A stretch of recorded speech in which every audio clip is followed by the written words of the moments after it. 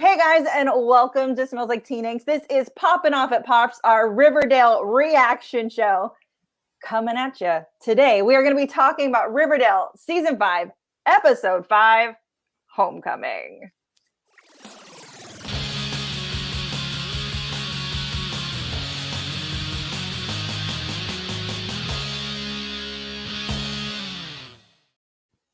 I got it. I didn't forget. Be proud, y'all.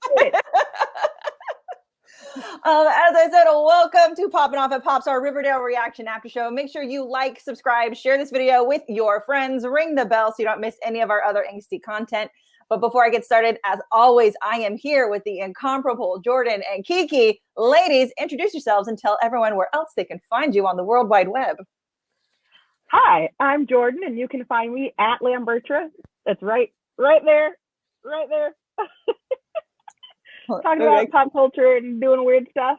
And when I'm not doing this, I am playing Dungeons and Dragons with Keiki on Tuesday nights at 6:30 p.m. PST at twitch.tv/QueueTimes. Whoop, whoop. Hey guys, I'm Keiki, and welcome back to Poppin' Off at Pops. And when I am not here, I am playing Dungeons and Dragons with Jordan on Tuesdays at 6:30. You gotta make sure to follow along. We are getting into our storyline, and it is great. It's absolutely awesome. I mean, Kiki's killing it. And so everyone knows the title, like QueueTimes, it is Blackness and Dragons with these amazing people. And the one-liners are crazy. The daggers come out. We've got balls flying out of a rust bag, you know, that turn into wild boars. I don't know. Wild boars. There's all kinds of things happening. Buildings are getting set on fire. I don't know anymore. I know. It's so good. But check it out on Twitch at QueueTimes, Tuesdays, 6:30 Pacific. You know, see these ladies be awesome. Before we jump into this week's Riverdale, I just want to talk about, as we do, some of the comments that you guys have brought up and thoughts and everything from last week's episode. And I feel I deserve my love of true crime card taken away because you know, Squeaky, the girl that was introduced at the very end of the episode, it is a Manson reference. Ladies, Maria Rose brought it up. So wait, did no one else catch that Charles Manson's reference on Riverdale is with the character Lynette Squeaky Fields, like a member of the Manson family, Lynette Squeaky Fromm, who was also a runaway. So fuck everyone who talks shit about this show. I was like, okay, listen, while that was genius, I know why I didn't catch it, and that's because Charles Manson was a fucking racist tool bag. Fair enough. Really, though? Fair enough. You're not wrong. You are not incorrect. But I was just like, how did I I'm mad at myself. And then we were, one of our listeners let us know. Our viewers. Ariba Mahmood, Moose and his dad were in the ROTC, which I completely forgot. That was so many seasons ago. It was not in my brain anymore. So thank you, Ariba, for reminding us that there was already an ROTC, because I was like, was there? Is this new? This doesn't seem right. And also, ladies, you did call Jughead's book, which is confirmed in this episode as well, being about the peoples of Riverdale. And Alice, my girl from last week. So Jug's book is obvious about the show Riverdale. I can't even read. At the Blonde in the Bar described it as a romantic. That legit confirms Riverdale is a bughead romance story. Like it's their story. I don't know if I necessarily agree with that part, but I also kind of like it. I don't know about that last sentence. They weren't the only love story of Riverdale, and I don't know. There was some intense stuff, like Veronica breaking Archie out of jail. That was super love story and super fun. So, not the most intense thing. I'm not a fan of calling high school loves great loves, because I really think that your life should continue and progress, and you should be blessed enough to have more than that. But I will say, if I have to crown one of these couples, it's definitely going to be Toni. Sorry about it. I don't disagree. Even going into this week's episode, which makes me so sad. So let's start diving in, ladies. What did you overall think of this episode as Keiki blocks her face with her light? She's like, I'm done. Show like, over. Done with it. I'm not talking about this episode. What did you think overall before we dive into details? I have a couple highlights that I think I can just be like, yeah. Well, it was better than the first 3 episodes of this season, which were really the last 3 episodes of last season. But it was very much like, it was super exposition heavy. Yes, very much so. and that's exactly my complaint. I was like, we are learning so much to forward this whole thing along, which fine and dandy. I get it. It happens, whatever. But it just felt so written, if that makes any sense. Like, I felt like I was reading a book and really felt like I was watching an episode. I think that kind of goes along with what we've been saying, right? That this season feels very different. Now that the actual season has started, it doesn't really feel like a typical Riverdale episode anymore. And I actually like that because it's kind of like season 1. We didn't know what we were getting into. It's all new and fresh. And now they've just kind of like revamped it. And I kind of like the exposition. I like that it's not all super quick. I also like that Reggie has a mullet. So, you know. I hate Reggie's mullet. Oh, goodness gracious. I thought I was the only one who was taking a note about that. It's not my jam. Oh, look at it. Look at this beautiful thing. Look at it. It's very like Razor Ramon. Like, there's other pictures if any from of it. y'all used to watch WWE back in the day, he looks like Razor Ramon. Stop it. I can see that. Swear to God. Yeah, no, I know exactly who you're talking about. I was just like, let's do that. I also think we got a couple of really great like Riverdaleisms this episode with the American Excess and the Mrs. Crouton. I just, Riverdaleisms are the best and I appreciate them. My American Excess card is not working. Excuse me. Let's just, originally I was going to start with Jughead, but let's start with Veronica. She didn't do much this episode. And since we're talking about American Excess. American Access.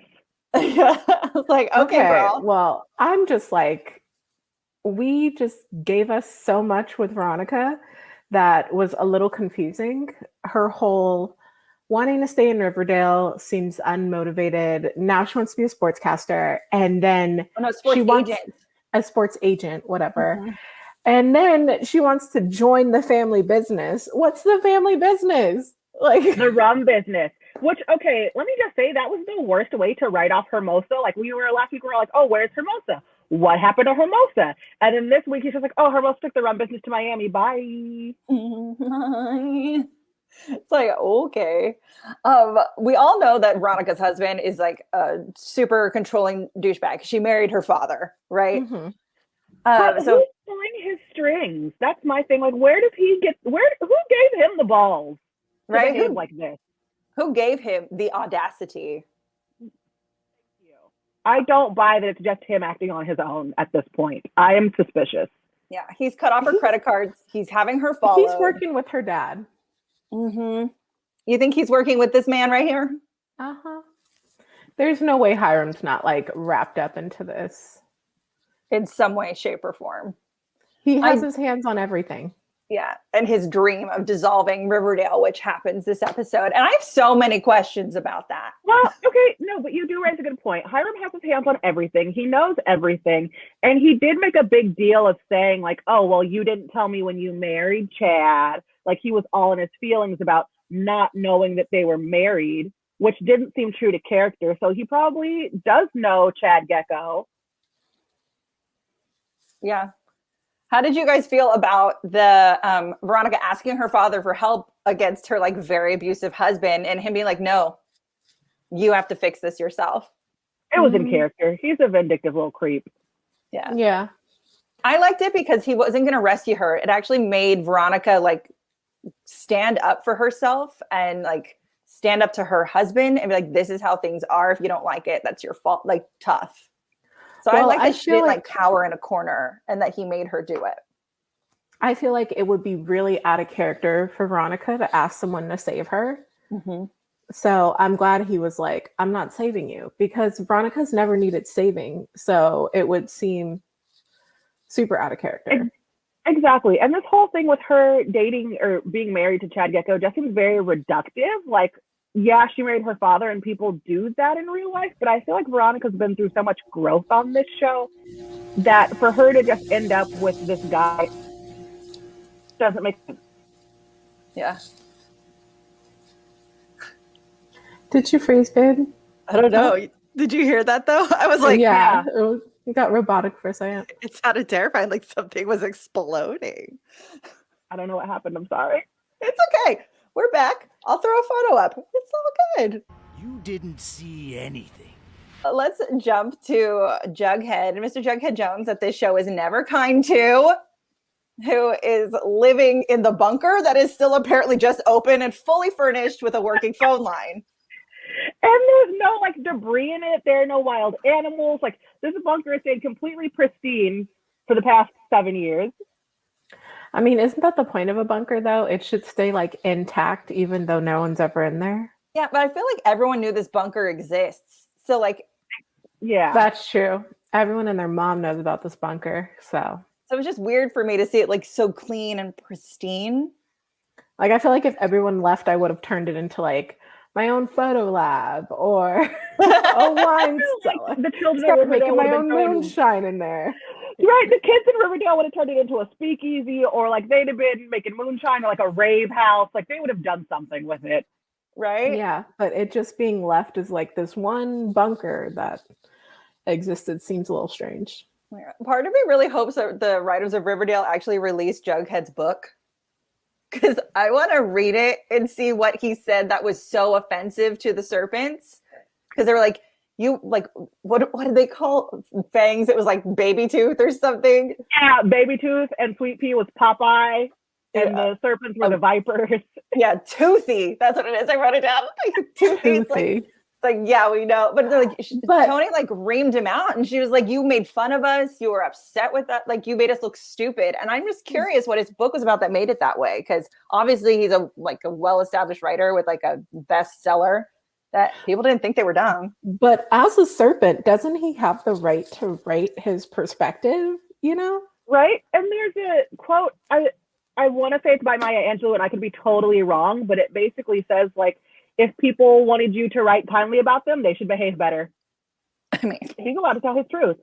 I mean, wasn't he the Serpent King at one point, even though now Toni is like Serpent Queen? I do like, how in who does Jughead owe all this money to? We got the little phone calls of like the collector, and then these men show up at Pops. So the phone call says that he owes about $10,000 to a credit card agency, right? It's not American Access; it's some different credit card company. So are these two guys like? Do they work for the credit card company? Are they mobsters? I have questions. Right? They're trying to scare the youths from ruining their credit, probably. But I don't get it either, because going into debt is one thing, but like, you usually go into debt over something, and we don't know what the something is for Jughead. So it's just confusing, because we see this writer who has already written several successful books. So it's like, clearly you have a book deal. Why are you so broke? What are your habits or addictions that have led to this? Like, why are you like this? Yeah. He's got to have a gambling problem, right? Like, I feel like.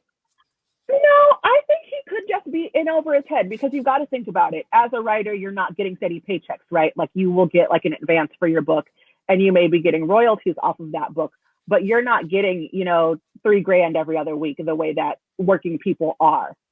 So let's just say he did get those advances. He is getting those royalties. You can blow through that money very quickly, especially he had an apartment in New York City. Like, he probably got really used to having money when he got that first advance and when things were going really well.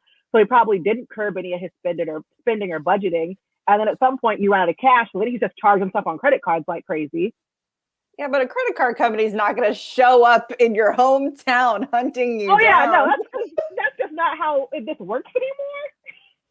I think that's just a really part of this, anachronistic Riverdale world that we're in, where nothing makes sense. Yeah, I was just like I understand a repo man, but I don't understand like mobsters of a credit card debt. I'm just that TikTok song that I don't understand. Don't understand. Okay, but so Jughead jumps behind the counter to hide from these mobsters. Can we talk about what a badass Tabitha Tate was this whole episode? I'm loving her. Mm-hmm. Welcome to the show, girl. With a bang. With a bang. And she's like, no, I think I'd remember a silly name like that. Like, yeah, good for you. I'm curious if he's like, we don't run tabs. If you want to sit here and write all day, you need to buy something. I know. And then Jughead gets a job as a waiter. So I think it's so good. Okay, can we talk about how Jughead starts in this show 10 grand in debt, living in the bunker, and by the end of the show, he's living in a house. He's got 3 jobs. He's a teacher, a writer, and a waiter. It's gonna be so good. But he had glow up this show. This is what we call growth. This is what we call growth. He majorly adulted. He did. That's like stepping your game up. Adulthood is very much like, better make something happen. I guess I'm gonna get another job. Like, right. Just made it happen. Another thing is, I really want to hear this phone call, like voicemail that Betty talked about, because like we got in the very beginning, they're kind of just sitting there at Pops together, right? And then they all go on this little stroll together, alone with each other. And she's like, well, Betty's like, I thought that you would never wanted to see me or talk to me again because of the voicemail you left me on the day your book release party was. And I'm like, what was on this voicemail? Oh, I think he got drunk and said some real out-of-pocket stuff. I don't know what that out-of-pocket stuff was, but he was definitely, here was the pocket, and here was Jughead. He was out of it. This is what I wish I could just quickly look up GIFs. Because there's like a pocket, like a creature hopping out of it somewhere. So I was just like, what was that? And I liked that. And we also got the Veronica thing, right? With the Archie catch up with Veronica, where he's like, yeah, she's married. And that's how Archie finds out she's married. He's like, oh, I see the ring on your hand. Congratulations. And he's like, but I haven't had a relationship since you. So are we supposed to believe that Archie hasn't dated a single person in 7 years in the military? Well, I mean, if he's like deep military, then yeah, it's like very much against the rules to like do that. There's the part of me that's like, oh, he's in the army, he's too busy, he's a sergeant, blah, blah, blah. But then there's the other part of me that's like, the stereotype of guys in the army get married young and fast, so they have someone. Yeah, I mean, all of my friends that have been in the military or are still currently in the military have been married, usually found their spouse in the military as well. So you can do it. So I just thought that was a really weird thing for him to say. Just me. Let's jump to Betty. Betty, Miss Thing. Girl, I'm just like, she comes home, she sees her mom. Alice is looking ragged. Alice is haggard, y'all. Poppy too. Polly, whatever. Polly too was a hot ass mess. Can we talk about that? Yeah. Her family went from zero to trailer trash. I think Polly deserves her own subsection, so I'm just going to hold my notes unless we're going to jump into that right this second. It's up to you. We can dive in or we could just keep it about Betty, whatever. I mean, Polly is out here. Times are hard. She's out there doing jingle jangle. She's lying about having a job. For a year? Polly, what the? Polly. Okay, and also, I have confusion, and maybe y'all can answer this, but shouldn't the twins have Blossom money? Because they are Jason's children, you would think so, but I don't. That's a Cheryl question. That's also a viewer question. I wonder if they wrote this out a couple seasons ago, and I just don't remember. But I feel like they should have inherited something, because Alice and Polly are over here struggling, trying to raise the twins. Polly is lying, saying that she, has a job at this diner. Betty calls and is like, no, you don't have a job at the diner. Are you tricking? Are you selling jingle jangle? What are you doing? How are you making money? I'm so confused. I know. She comes in looking like a sex worker. Nothing wrong with that. Good on you, girl, but be careful. You know, and Betty's over here apologizing to her about running away after high school and not being there for her on the other side of the farm, which couldn't have been easy for her. And she's obviously very lost and needs to go to therapy. It's just like the Cooper house, man. The Cooper house is a hot mess. But it always has been. The second left, and he left a whole ass mess. But it always has been. We've had the Charles and Chick story, you know, things on top of things happen in Betty's family life. You know, her mom just really cannot pick men, and it shows. So, you know, I mean, her dad was a freaking serial killer. Like, come on, it shows. Like, Betty has been through trauma. Yeah. But my thing is, like, why is Betty all of a sudden on this hunt to like take down her family's drama when she's got her own mental stuff to deal with? Oh, girl. She's still having, hold on, the trash. I have TBK because I want to say the real one. Picture? Do what? What'd you say? Do I have pictures? Do you have the picture of the trash bag killer from this episode? Because it was. Oh, no, I should have, but I did not. It looks like he's wearing the trash bags, y'all. You know what? We're going to freeze. Did you enjoy that photo? I popped it up. You're welcome. But why is it like Spider-Man and Venom vibes? Like, what is happening? Just... I equally felt bad for Betty, but also could not stop laughing when she's having this trash bag killer nightmare. She is going through some things. And she is PTSD real bad. And instead of focusing on her own problem, she's out here trying to fix Polly's struggle. Mm-hmm. And Alice's struggle. They're like, girl, you don't live here. You haven't been here in 7 years. You went off to Yale. And then you went to Quantico. I want to hear nothing out of your mouth. Yale? Can someone tell me about this? Some student loans. I mean, does Yale give a scholarship? I mean, sure, but like to random girl. A random girl who just wants to. I mean, I've been on my student loan high horse because of, you know, our whatever. I'm not going to get political right now. But I will say that Ivy League schools will give you scholarships. So I'm willing to say that Betty probably got like a half ride, 3/4 ride. Okay. But still, she probably is deep in them student loan streets. Let's be real. She got the daughter of a serial killer discount, is what you're saying?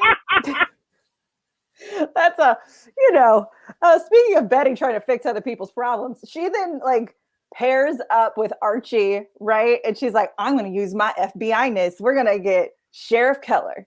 We're going to get Fangs and Kevin. And I'm going to wear a windbreaker. We're all going to get together and we're going to bust in the heads of the ghoulies so that we can get that jingle jangle and get them kicked out for a felony. This scene was too dark for me, okay? And I was really mad because people were clearly getting their ass beat. And I didn't get any. They were actually. Do you see how dark this photo is? There were a few scenes this episode that just cinematography-wise were very dark to the point where I was watching it on my iPad and I paused and I was like, is my brightness all the way up? Like, what is happening? Well, it's like other episodes of Riverdale in the past. It's a very dark show. And sometimes you just have to turn it all the way up. You're like, what's going on? And that was very much that they can be emotionally dark without being visually dark. I still want to see what's happening on the screen, y'all. I know. I was so excited about a fight scene and then I couldn't see it. Archie is living at the gym because the ghoulies are there in his home. He's now taking on the job of saving Riverdale and saving Riverdale High. Because they've lost their funding. Hold on, where's this? I have this photo of everyone sitting around trying to discuss a way to save Riverdale because Hiram Lodge's plan to, defund, disintegrate Riverdale is actually coming to dissolve. Dissolve. I forget the word. Dissolve. It's, how do you even do that? What does it even mean? you want to unincorporate Riverdale. And basically, the way that they described it basically is that he would basically just defund the whole town. Right. And if they unincorporate the town, then he has an excuse to take all of the money that they're getting from the state for Riverdale and put it towards Sodale. Okay. But you have to I don't listen to me because I don't know enough about towns and townships and how this all works. But apparently you have to prove that it's not a town, and so it's they don't have their own school and they don't have their own police department. So Fire it's not. department. I don't know how this works. It's ridiculous. Yeah. Well, Hiram's trying to recruit all the teachers to go teach at that other fancy prep school, and Toni even approaches Toni, and she's like, "Nah, bro, I'm good. Get out of my bar, please and thank you." He tries to bribe her with scholarships, and he's like, "Oh, there's only 100 students at Riverdale High right now. I'll give them all scholarships to Stonewall Prep. I'll give you a big office." Right. And this is her face. No. No. But also, how does a public-private school work? I don't know. The answer to your question, I'm going to say what they did on Riverdale was that Toni asked Cheryl for a butt ton of money. Cheryl gives it to her. They turn Riverdale High into a private school, but Cheryl has basically given them enough money to where she's paid the tuition of all the students. So it's a free private school. As well as the salaries of the teachers for the year, at least. Yeah. And Toni completely manipulates Cheryl into doing that. Yeah, a little bit of that emotional manipulation of if you ever love me, if our love ever meant anything to you, if you ever loved me, if you love me now. I love it. And now we have to talk about the scene, the shower scene. Different tattoo scene. Because I did. The what? Say it again. I forgot Archie had a Southside Serpent tattoo scene because I did. Yeah, I was like, oh yeah, that's it. Because when I got pictures of part of I didn't get inappropriate. When I saw this face, and then I saw this face, I was like, oh, it's happening. This is happening. It's about to go down. But those are also, without context, the least sexy faces I've ever seen in my life. I know. But he's just so you want to do this? And she's just oh my God. I guess. Yeah. And this conversation they have when it's over. I was shook because we all predicted that, a Archie hookup was going to happen and that this was going to be the next logical step. And it is, but I didn't think it was going to happen in the second episode. I know. It was so fast. But I really love how they treated it as calm down. It was just an itch that needed to be scratched. And it's nothing. And we're adults and we're going to move on. Right? We're just two sweaty grown adults. We just got to bang it out and we're done. Yeah. They're like, look, I helped you clean the house that we destroyed. You're going to buy me a pizza. I'm still hungry, by the way. Can you do that? And it's just the whole way with Dad, oh, I need a shower. Oh yeah. I need a shower too. Do you want to go take a shower? Or we could do it together. And it's just oh, this underlying thing. And the scene was very steamy. I thought it was actually sexier than everything you ever see on Bridgerton. I'm not going to go that far, girl. I wouldn't go that far. You see face think about the library and crotch. And come back. Yeah. I can't. I think that is a whole other conversation. I am not as into that library scene because he's so bad in regular bed that can't actually be good. Anyway, I digress. Back to Riverdale. So, done this whole thing. Yeah. Betty's a teacher. Quantico, They're all gonna be. I can't believe this is the wackiest plan in the world. Archie's like, no, fuck it. You guys are teachers now too. Yeah. And they're like, Yes. Right. But my question is like, who's going to teach what, right? Because I feel like we have too many English teachers. We obviously have a PE teacher. So Kevin said that he was... Kevin's teaching everything, right? The Poor little teacher, Kevin. the English teacher, the biology teacher, and the sex ed teacher. Like Kevin had I don't even... How do you... Listen, I know that in high school they're not going super in depth, but how do you jump from like drama to biology to sex? Kevin, what are you doing? Well, we had a drama English teacher. But those are subjects that make sense together. Because in both of them you're studying text. Yeah, I don't know. I'm like, what's Veronica going to teach? First of all, economics and sociology. Like Economics. Yeah. Not every school did economics. Just going to say that. Econ is a part of my high school did not do economics. I'm just going to say that. Really? Mine did. Yes. Yeah, we had econ and civics. Yeah, no. Yeah. I went to school in Virginia. They don't teach budgets and shit. They didn't teach us budgets either. They just taught us how to like. Oh, see, that tells you exactly what I think econ is. I got nothing. Read a graph. Read a graph. Stonks. Yeah, stonks and read a graph. Like. No, they didn't teach us that. Maybe that was like an AP class or like an off-campus class. I don't know. It was mandatory to graduate from high school. Yeah. No. This is why they let anyone out of the South. California in the house. California. So that obviously Archie's the PE teacher. Right? He's going to teach them the epities and lows of high school football. I know he's going to be a football coach probably or something. Yeah. I feel like Veronica has to teach math. I mean, that's the closest thing to economics, yeah. Then Betty is history, right? Yeah, that would make the most sense. And Jughead's English. Yeah. Yeah. And so the science teacher will stay Kevin. Or Kevin. Because Toni's the like guidance counselor. Is she going to take on another teacher role? Like she could do sex ed. School has no electives. Right, 0 electives. Zero. Maybe now they can, like, because Jughead and Betty can run the paper. You know, Archie's going to do ROTC. There could be a jewelry making class. I think that Toni teaching sex ed would be very useful because she is clearly about to pop and have that baby. So she's going to tell everybody, y'all, you want to end up like this? Don't.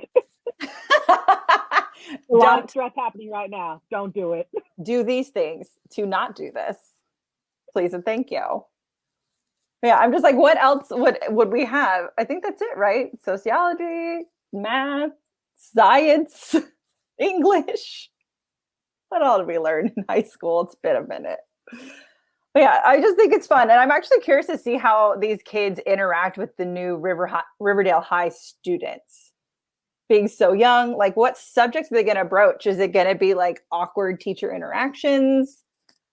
Oh, I think definitely, because there was a point where I see Jughead in his waiter uniform again, and I was like, this is giving me flashbacks to Breaking Bad. Yes. When Walt worked at the car dealer or the car wash, and his students were like bringing in their cars and like shitting on him. Right. So now he's got to work as a waiter and as an English teacher and probably run the journal and the yearbook. And write his book. That's right. We forgot to talk about Jughead's book. He wrote down some stuff about Pops and his publishers are like, this is everything. We love small town American tragedy. Write more of it. Yeah. So I'm like, you know what, Jughead? You becoming a teacher is going to give you all the inspiration you need. I feel like he's going to feel so bad about it, though. He's already done this before. He's going to feel really badly about it because he's done this before. Clearly, the serpents hate him now. So he's just going to add more fuel to the fire and write another book about Riverdale and piss off more people. Mm-hmm. That's how I feel. I'm like, even if it's your own story, bro, like you have to realize you're dragging the entire town with this. Like, do you really think that this is going to go over so well? Especially being this close to the people that you're dragging. Like, you don't think Hiram's going to come after you? Like, in a second. Like, but he could write about Hiram, the mob boss. That might make an interesting novel. Or like, I don't know, taking Riverdale out of the depths of despair. Hiram Lodge. My book is about Schmiram Schmodge. I don't know what you're talking about. All of the characters in this are completely fictitious and not based on anybody. Schmyram Schmaj. If that isn't his name, I'm going to be upset. American access, baby. Marcia's Vineyard. Mrs. Crouton.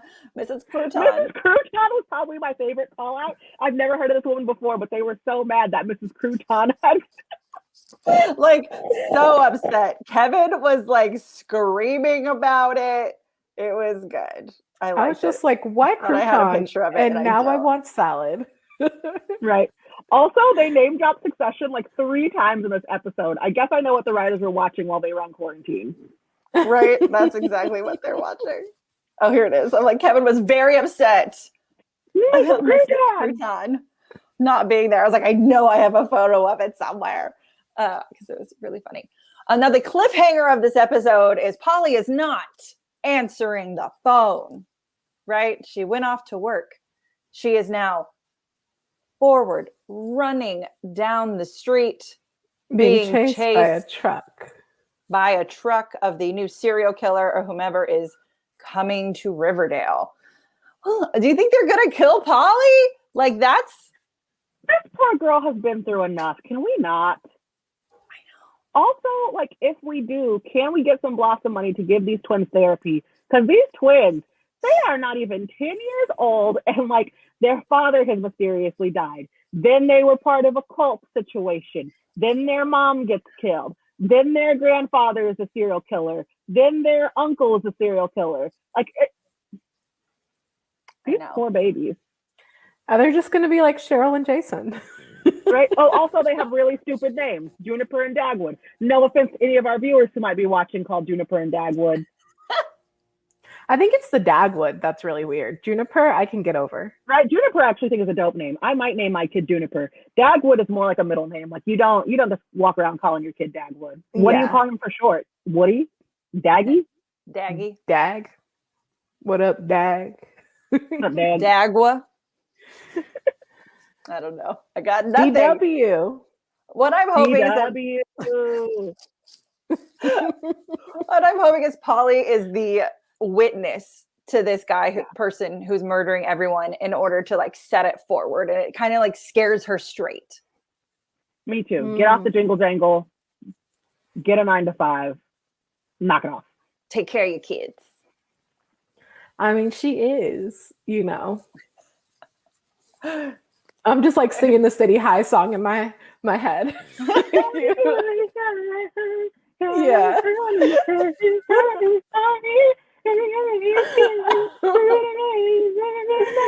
Oh my God, come on. Like, are we going to get in trouble for like... That's why we're trying not to enunciate. Okay. Like, you can't even tell what that is. Oh, Polly. Oh, Polly. Poor girl. So, that's where we're left. The kids are going to start teaching. Polly might get murdered. And Betty and Archie banged in a shower. I said a bang, bang, bangity bang. I said a bang, bang, bangity bang. And then Jughead moved in with Archie. So awkward. And also they still haven't like painted the walls or like done anything else to fix Archie's house. They just kicked the ghoulies out and it still looks like a trap house. Yeah. I mean, it's only been like 10 hours. Like they need some time. They swept also, it. Betty lives across the street or like the house next door to Archie's house. Yeah. So if Polly's hanging out over there, like her kids are watching their mom kick it in this trap house. Like they know what she's up to.